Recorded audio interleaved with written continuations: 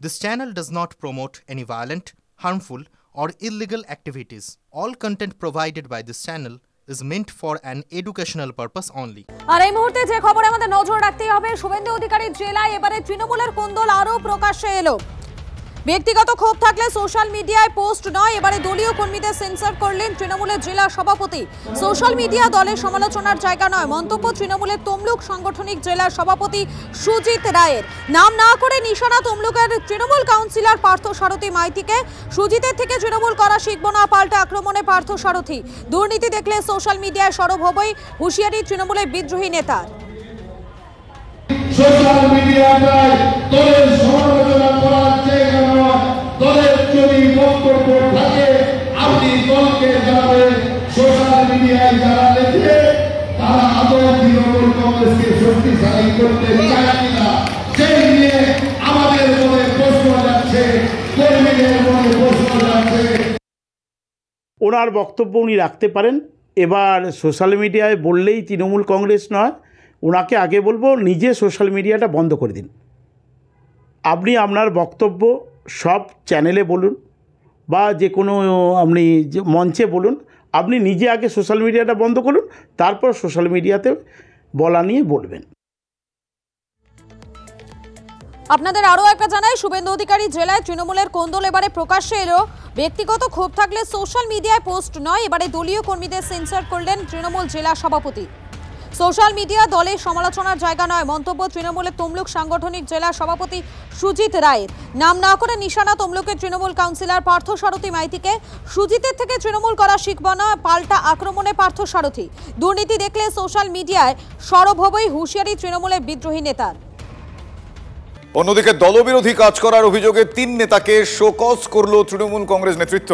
রামনগরের বিধায়কের নামেও বারবার বিষোদগার, বিধায়কের বিরুদ্ধে মুখ খোলাতেও 3 নেতাকে শোকজ করা হলো। জেলা পরিষদের খাদ্য কর্মাধ্যক্ষকে শোকজ, রামনগর 1 পঞ্চায়েত সমিতির শিক্ষা কর্মাধ্যক্ষ এবং পদিমা 2 পঞ্চায়েতের প্রধানকেও শোকজ করল তৃণমূল নেতৃত্ব।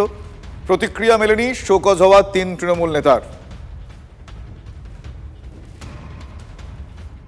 আজকে কিন্তু যারা আমাদের বিরুদ্ধে বলছে, আমরা কিন্তু তাদের বিরুদ্ধে একদম কোনো কথা বলি না, বলছিও না, আগামী দিনে বলবো না। আমরা চাই যারা আমাদের থেকে দূরে চলে গেছে তারাও আমাদের সাথে আসুক। রামনগরের সম্মিলিত দাবি হোক, রামনগরের মানুষ বিধানসভার প্রার্থী হোক। কৌশিক বারিক, শিক্ষা কর্মাধ্যক্ষ, রামনগর 1 পঞ্চায়েত সমিতি।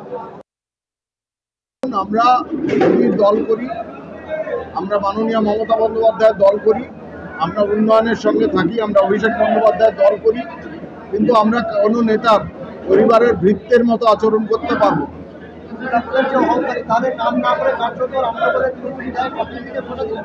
আমি সকলকে যারা এখন ক্ষমতায় আছেন তাদের দিকেই আঙুল তুলছি। তার মূল কারণটা হচ্ছে যে এই সকল ক্ষমতাশালী ব্যক্তিরা আমাদেরকে, সাধারণ কর্মীদেরকে ন্যূনতম সম্মান দেন না।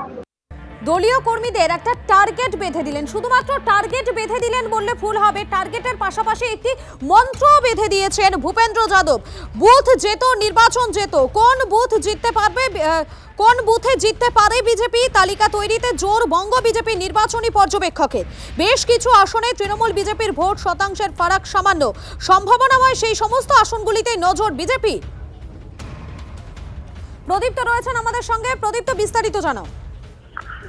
দেখো, বিজেপির তরফ থেকে যে সিদ্ধান্ত নেওয়া হয়েছে তা হলো যে আসলে তাদের জয়ের সম্ভাবনা রয়েছে সেগুলোকে তারা নজর, যে যেখানে বিজেপি জিতবে বা যেখানে হারবে তার থেকেও গুরুত্বপূর্ণ হয়ে উঠছে ভূপেন্দ্র যাদবদের কাছে যে যে আসন বিজেপির সম্ভাবনাময় রয়েছে সেই আসনকে যেমন তারা টার্গেট করছেন এবং সেই কারণেই তারা প্রবাসের সিদ্ধান্ত নিয়েছেন। রাজ্যের 70 জন সাংসদ বিধায়ক তারাই 70টি বিধানসভা কেন্দ্রে যাচ্ছেন। তার সঙ্গে ভূপেন্দ্র যাদব যে মূল কথাটা বলছেন তা হলো বুথের ওপরে জোর দাও, ভুলে যাও এটা বিধানসভা নির্বাচন, মূল লড়াইটা বুথে। ফলে বুথকে আরো বেশি শক্তিশালী করার উপরে তারা জোর দিচ্ছেন এবং সেই কারণেই এসআইআর-কেও এই বুথের ক্ষেত্রে প্রয়োজন রয়েছে। অন্তত 50,000 বুথে যেন BLO2 অর্থাৎ বিজেপির তরফ থেকে এজেন্ট দেওয়া যায়, সেই লক্ষ্যমাত্রাও যেমন বেঁধে দেওয়া হয়েছে ভূপেন্দ্র যাদব সুনীল বানসালদের তরফে। আর তেমনই তারা বাছাই করেছেন 153টি আসন অন্তত জিততেই হবে, সেটা শুধু টার্গেট নয়, জিততেই হবে 153টা। তার কারণ তাদের বক্তব্য এই সমস্ত আসনগুলোতে দেখা যাচ্ছে গত বছর যে 77টি আসন জয় লাভ করেছিল তা যেমন আছে, তার পাশাপাশি কম ব্যবধানে তৃণমূল কংগ্রেসের কাছে যে যে আসনে তারা হেরেছে, অর্থাৎ যে সমস্ত আসনগুলোতে সম্ভাবনা রয়েছে, সম্ভাবনাময় যে সমস্ত আসনগুলো রয়েছে, সেই সমস্ত আসনগুলোতে বেশি জোর দেওয়ার কথা কিন্তু বলা হচ্ছে। ধন্যবাদ তোমাকে প্রদীপ্ত। আস্তে আস্তে মানুষ ধাপে ধাপে উঠে। এই প্রথম দেখলাম যে মাস্টার ডিগ্রি এমএসসি পরীক্ষা বসতে গিয়ে ফেল করেছে, তারপর বলছে পরের বার আমি মাধ্যমিক দেবো। গতবার বলেছিল আপকি বার 200 পার, এখন 153 নেমেছে। তো নিজেরাই বুঝতে পারছে 53টা পাবে কিনা সন্দেহ আছে। আগামী দিন এরকম চললে পরে লিডার অফ অপোজিশন হওয়ার মতো যে 30টা আসন পেতে হয় সেটাও পাবে না ভারতীয় জনতা পার্টি। এই বিষয়ে আমি যেটা আমাদের নেতৃত্বের সাথে যে আলোচনা হয়েছে, যে সিদ্ধান্ত হয়েছে, সেটাকে এখন আমি সংবাদ মাধ্যমে আলোচনা করতে পারি? ন্যূনতমটা নিয়ে আলোচনা করছেন কেন? সর্বোচ্চটা নিয়ে ভাবুন।